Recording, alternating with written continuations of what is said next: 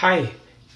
So talking about the play Intimate Apparel, something that I found both interesting and ironic was the fact that neither George nor Esther were the ones writing their letters for different reasons, but I found that very interesting.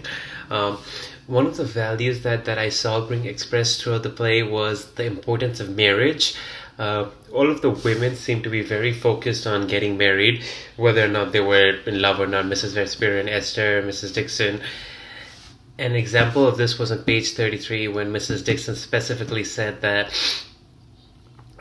she only married her husband because she was 37 years old and she thought she was running out of time. She did not love him. It's not like she had a profession or she found anyone better, so she married him. Also, the value of money.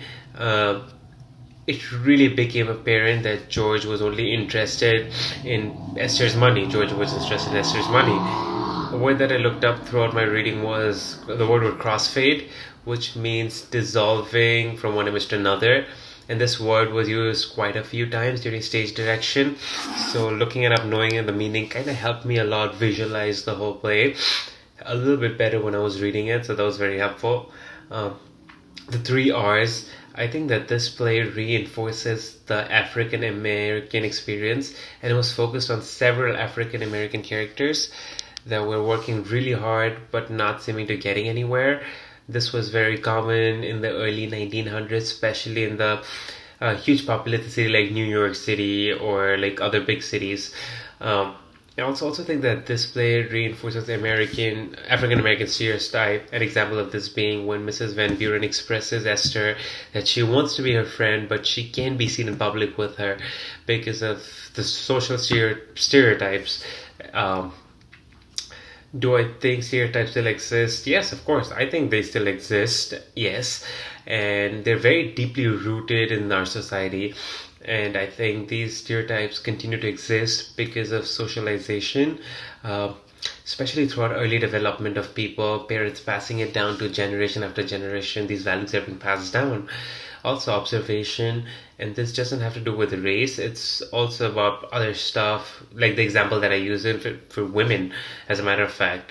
And when a child grows up seeing his or her mother constantly cooking and cleaning, and someone acting as a servant and not having a professional life or doing something what she wants to do, like the male figure is doing something they want to do and the women not.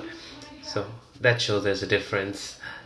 Stereotypes are overcome though. I personally think through education, breaking down these walls and practicing open-mindedness is very important.